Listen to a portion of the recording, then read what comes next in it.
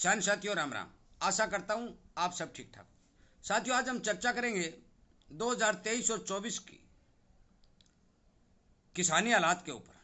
साथियों इन दोनों ही वर्षों के अंदर किसान को बेहद नुकसान हुआ है और उस नुकसान का कारण क्या है ये हम समझने की कोशिश करेंगे।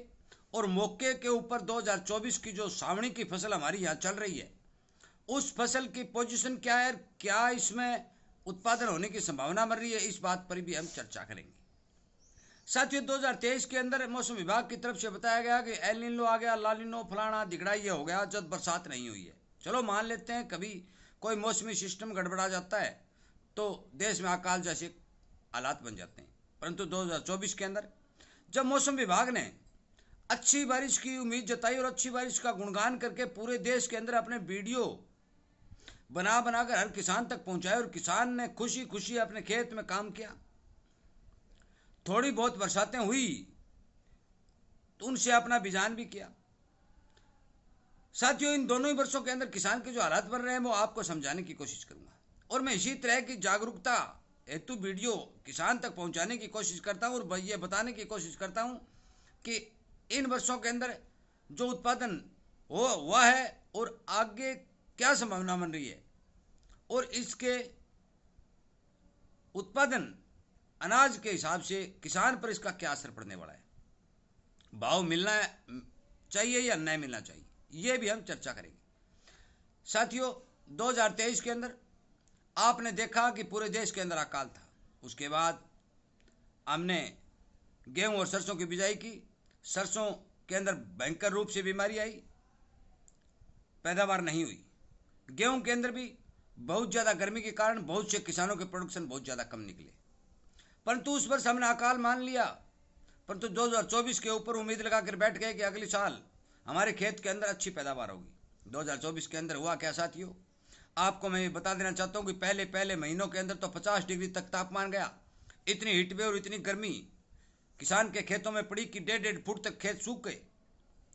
उसके बाद जब भी मानसून आई तो मानसून आते ही कुछ एरियो में बरसात हुई, कुछ एरिया में बरसात नहीं हुई। और मैंने वो वीडियो बनाया भी था कि अब की बार खंड वर्षा के योग बन रहे हैं और वो धीरे कई जगह खंड वर्षा हुई, कई जगह थोड़ी हुई, कई जगह ज़्यादा हुई।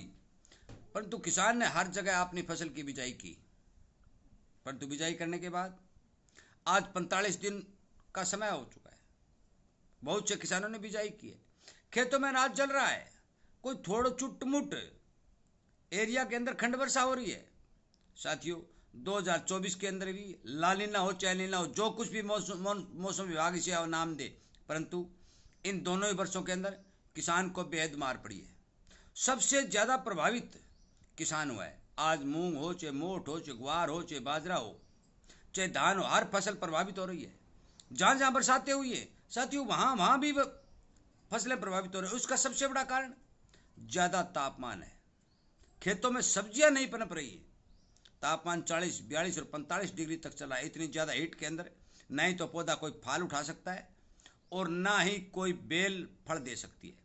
साथियों ये ठंडे मौसम की फसलें होती है। यदि तापमान 30 और 32 और 28 से 30 रहता है तो नरमा में फाल बनता है, ग्वार में फलियां बनती है, बाजरा सीटा भी निकालता है, बेलों की सब्जियां भी लगती है। परंतु यदि तापमान 45 डिग्री तक जाएगा तो मान के चलो कि मनुष्य और पशु पक्षियों को भी सांस नहीं आएगा तो पौधे सांस कैसे लेंगे।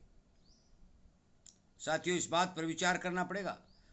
मैं बार बार ये बात कह रहा हूँ, ग्लोबल वार्मिंग, जलवायु परिवर्तन जो हो रहा है उसका असर बहुत ज़्यादा देखने को मिल रहा है, पूरी दुनिया में देखने को मिल रहा है। मैं आपको बता देना चाहता हूँ कि ये हीट बढ़ती रही तो दिनों दिन अनाज का उत्पादन है जो घटेगा, बढ़ने का कोई चांस नहीं है।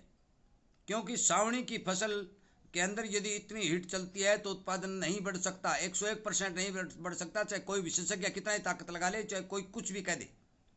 ये हमारा अनुभव बोल रहा है। किसान हर बात को जानता है, किसान खेती करता है, उसको पता होता है कि इतने तापमान में फलियों में दाने बन सकते हैं या नहीं बन सकते। फसल अपने आप को खुद का जीवन या खुद को बचाने के लिए काम करे या फल को खुराक दे, ये उन पौधों के समझ में नहीं आ रहा है। क्योंकि अपनी इतनी हीट में वो खुद को बचाने का प्रयास करती है, फल को अलग छोड़ देती है। साथियों मैं आपको बता देना चाहता हूँ कि 2024 के अंदर अब मान के चलो कि 2 महीने क्लियरिटी मानसून के निकल चुके, जिसमें बिजाई होनी थी वो निकल गई, जिसमें अनाज की ग्रोथ होनी थी वो निकल गई। अब केवल पकने के लिए समय बाकी बचा है, परंतु अनाज को बढ़ने के लिए भी समय चाहिए, पानी चाहिए, और पकने के लिए भी चाहिए। बहुत से खेतों के हालात जो देख रहे हैं, मैं 500 700 किलोमीटर तक किसानों के साथ जुड़ा हूँ, वो वीडियो भी भेज रहे हैं। मैं सारे वीडियो अपलोड नहीं कर सकता, परंतु मैं आपको बता देना चाहता हूँ कि भारत के अंदर खंड वर्षा हुई है, पूरे भारत के अंदर खंड वर्षा हुई है, कुछ तो बांधों में भी पानी नहीं है। मैं आपको यह भी बता देना चाहता हूँ। इसलिए मुझे नहीं लगता कि 2023 से ज़्यादा उत्पादन 2024 में होगा, कतई नहीं होगा। ये बात आप नोट कर लीजिए। यदि जड़ी लग जाती है, आप अपने बूढ़े बुजुर्गों से पूछिए, वो बताएंगे बरसातें कैसी होती हैं। हमारे टाइम में बरसातें हुआ करती थी, 10-10 दिन तक अच्छा मौसम रहा करता था, जड़ियाँ लगती थी, अनाज रात और दिन बढ़ता था। आज पानी फसल के पास है ही नहीं। 4 गांव में 4 आंगड़ बरसात हो जाती है, 10 गांव में 10 आंगड़ बरसात हो जाती है, तो वो 50 आंगड़ दिखाई देने लगती है। कारण सारा सिस्टम पक्का हो गया, सारी धरती पक गई, सारे गांव पक्के हो गए, बेड बन गए, उनमें पानी बैठने की क्षमता ही नहीं रही। गांव में 2 आंगड़ बरसात होती है तो हमें लगता है कि 10 आंगड़ बरसात होगी। साथियों, ऐसा नहीं है।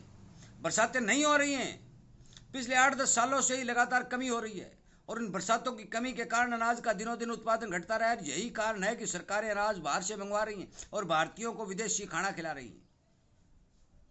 मैं आपसे भी निवेदन करता हूं कि आने वाले समय के अंदर भी इस जलवायु पर परिवर्तन के अच्छे संकेत नहीं मिल रहे हैं, क्योंकि सरकार पेड़ पौधों की ओर ध्यान बहुत कम दे रही है।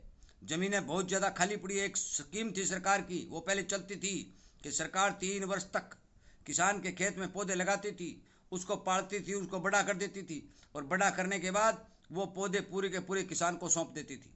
उस स्कीम को बंद कर दिया गया। किसी के किसान के खेत में ऐसी योजना नहीं चालू है। हमारे गाँव में भी 3-4 किसानों के 4-4 5-5 एकड़ के अंदर पौधे लगाए गए थे। 3-3 साल तक सरकार ने उसका खर्चा दिया, और उसके बाद में वो पौधे किसान को सौंप दिए। वो एक जलवायु परिवर्तन को सुधारने के लिए अच्छा कदम था, परंतु आज ऐसा कदम मुझे हिंदुस्तान में कहीं दिखाई नहीं दे रहा है। साथियों, आप सभी को पता है कि मानसून सीजन है। इस मानसून सीजन के अंदर करोड़ों पौधे लगाने जाने चाहिए थे, परंतु एक पौधा नहीं लगाया। ये जलवायु परिवर्तन का असर आप मान के चलो कि मनुष्य के ऊपर भयंकर प्रभाव डालने वाला है, और सबसे ज़्यादा चपेट में किसान आएगा, क्योंकि किसान के खेत में इतनी गर्मी और इतनी हीट से, कम वर्षा से, और गर्मी के अंदर बढ़ रही बीमारियों के कारण अनाज का प्रोडक्शन घटता रहेगा। और यही कारण है कि 10 वर्ष से लगातार किसान का नौजवान बेटा खेती से मुंह मोड़ रहा है, और वो कह रहा है बचत नहीं है। वास्तव में सही बात है। मैंने बहुत से खेतों के अंदर देखा है, ग्वार सफ़ेद हो गया है, मूंग जल गए, मोट खत्म हो गए, नरमा में गुलाबी सुंडी का प्रकोप है, सरसों की बिजाई करते हैं तो मुरगोजा उग जाता है, उसमें फंगस आ जाती है, गेहूं में फंगस आ जाती है। नहर का पानी है नहीं, ट्यूबवेलों का पानी खा रहा है, बरसातें हो नहीं रही, क्या करे किसान। तभी तो मैं कह रहा हूं भी किसान के ऊपर इस मौसम का, इस वातावरण का सबसे ज़्यादा असर पड़ने वाला है। साथियों, मेरा आपसे विनय निवेदन है कि आप अपने को संभल कर रखें, नियमित रूप से खर्चे करें, और फूंक मार मार के पैर पांव रखें, ताकि आने वाली पीढ़ी को सुनिश्चित बचाया जा सके।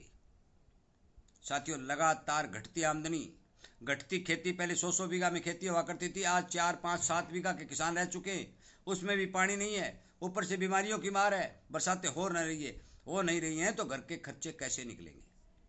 इसलिए मेरी बात पर ध्यान दें और हर एक किसान तक इस बात को पहुंचाएं। मेरा वीडियो बनाने का यही उद्देश्य है कि आप ये मत सोचिए कि 2024 के अंदर अच्छी पैदावार होने की संभावना बनेगी। मुझे नहीं लगता।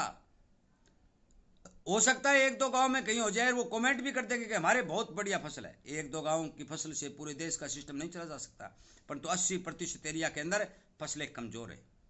किसान के ऊपर लगातार दबाव बढ़ता जा रहा है, कर्ज बढ़ता जा रहा है, और कारण बढ़ता तापमान, कम बरसात,